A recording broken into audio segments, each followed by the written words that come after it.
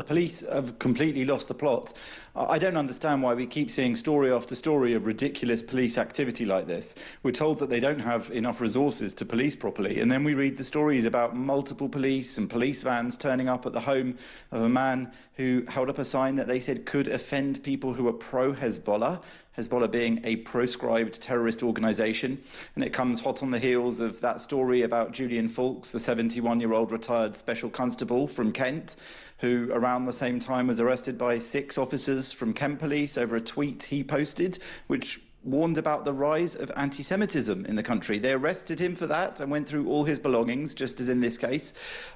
We hear that in that case they found copies of The Spectator magazine that I write for, said it was a bit Brexity. That's apparently a crime too now. Of course, there's the famous case of Lucy Connolly, that 42-year-old former childminder who tweeted something, arrested, put in jail for 30 months, even on appeal, not dropped. She removed that tweet after about 4 hours. All of these stories point to the same thing, which is that this is policy as far as I'm concerned. In my opinion, this pattern makes it very clear that the police are no longer trying to police crimes, because these some of these cases, as in the one today with Hassan Nasrallah in that satirical placard, obviously get dropped by the CPS. No, they're doing something quite different. At best, they're trying to maintain some sort of community harmony, and at worst, well, it's something far more sinister. And I'll say that if it's maintaining community harmony, this is a complete inversion of what the police are meant to do, because if there are communities in our society that will only remain harmonious if they can support terrorism and nobody challenges that in public, then the police are no longer doing their job. They're not arresting the people that support terrorism, which is a crime. Another example was, of course, the pro-Palestinian protester who held up a placard with Rishi Sunak and Suella Braverman portrayed as coconuts. Now, that is a very straightforward racist trope that essentially says that they may have skin that is not white, they may have brown skin outwardly, but inwardly they are white, and that they are traitors in that way. She wasn't charged. That wall was dropped. And people ask, is there two-tier policing in this country? It's so straightforward.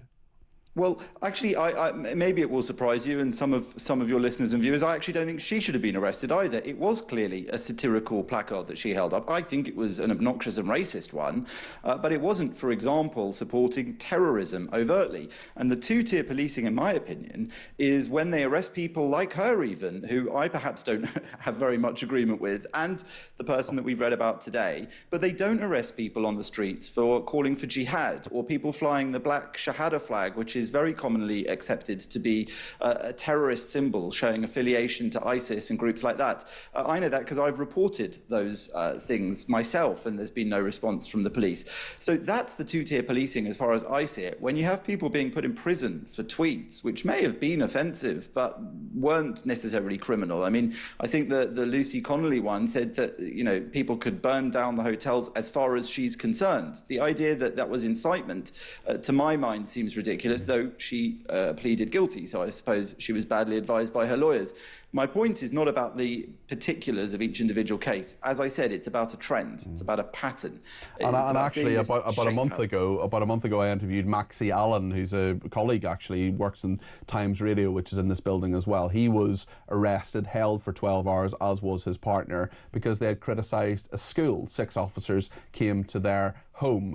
You know, the Times had seen every single message they sent. A few of them were a little bit spicy. They weren't even nearly as strong as Lucy Connolly or any of those other messages. I just want to play a little bit of the interview. This is from The Telegraph. The Telegraph has this story today, and I just want to play a little bit of this interview with this man. Some of it's blurred, and what the police said to him in regard to the placard that he was holding, which was satirising the pager attacks. Let's see a little bit of this and then get Jonathan's reaction. Anti-Israel, that by doing so would stir up racial hatred further than it is already. Are you saying that there were people there who were pro-Hezbollah? That's what I'm asking. Were there? Well, is that image? Well, you've suggested that there were, by your question, that there were people who were pro-Hezbollah. So are you saying that there were pro-Hezbollah people there because it's a prescribed terrorist organisation?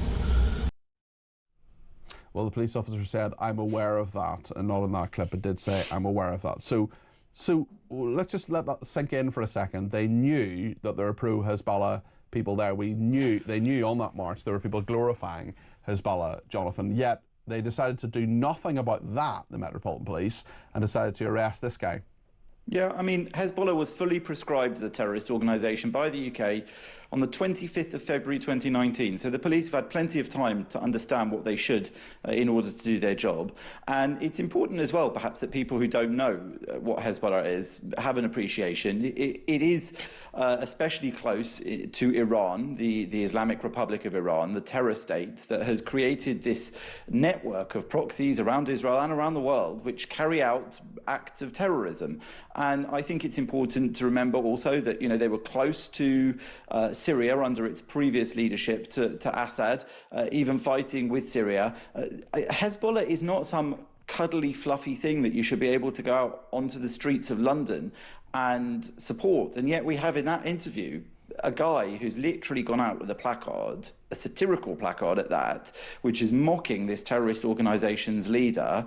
And they're saying that this could be offensive to people who support Hezbollah. And they're asking that of him and his lawyer as if he should be ashamed of upsetting people that support that terrorist organisation. I would say that all decent people should be supportive of upsetting those who support that terrorist organisation. But far more importantly, the police ought to be arresting those people. If they thought that he was upsetting someone on that protest who supported Hezbollah, that means they thought there were people there who supported Hezbollah. That means they should have arrested those people. And instead they arrested the Jew. So these people have got it all the wrong way round. And the police are really creating a terrible image for themselves. The government is doing worse because it's not correcting this problem. I think that we are now living in a country where, we've had the US president and vice president commenting on the lack of freedom of speech in this country. We've had protests about two-tier policing.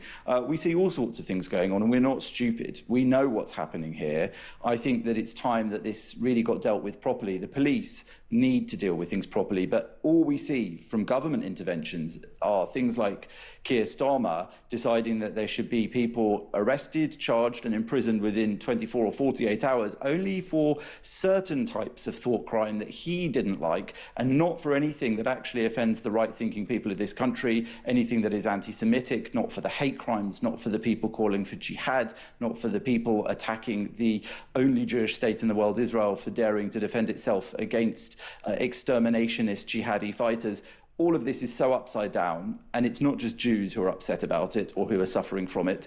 It's right-thinking, sensible, British, patriotic people who want to stand up for liberal values, freedoms that we now, unfortunately, have to fight for. Jonathan, thank you very much. Well put. Jonathan Sacerdoti, broadcaster and journalist.